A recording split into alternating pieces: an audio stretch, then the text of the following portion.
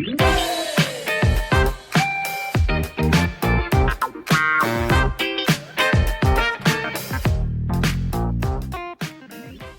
everyone, good morning to my channel. Today, welcome back. We are going to be talking about another person in my Pride series where I talk about a different person or event that happened in our history every day of Pride this year.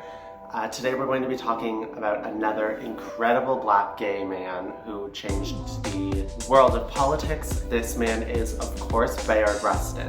Now, if you haven't heard of Bayard Rustin, you are like most of America and most of the world, so welcome. We love throwing black people under the bus and whitewashing their history. So, Bayard Rustin, he was a black civil rights political activist. He was very out and openly gay at the time, where it was dangerous for him to do so. He was also a major supporter in the civil rights movement, oftentimes being the confidant to Martin Luther King Jr., and he never sacrificed either part of him, being black or gay.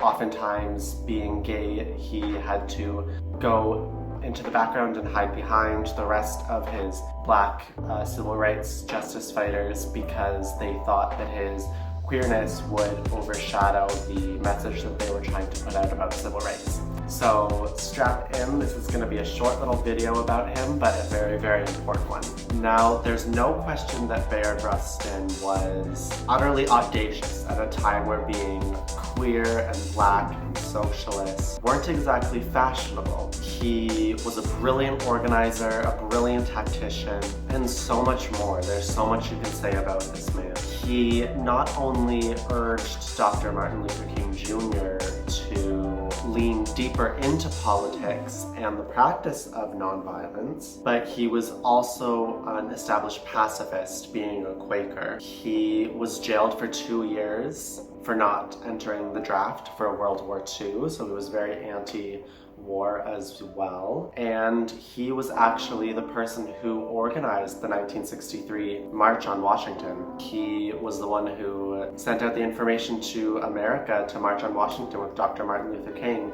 and he doesn't get the praise in the history books. We don't talk about him. So I said earlier, being gay and working so intimately with the civil rights movement, he was often having to hide his queerness so the black movement could be pushed forward. Now, a lot of the time he was okay with it because his gayness didn't really pose a huge threat. That was until 1953. He was arrested in Pasadena, California for committing gay sexual acts. Basically, he was having sex with 2 guys in a car. Because of this, he was charged with lewd vagrancy and sent to jail for 60 days. Because of this charge, at this time, if you were charged with lewd acts of gay sex, you were put on the sexual predators list in whatever state you lived in.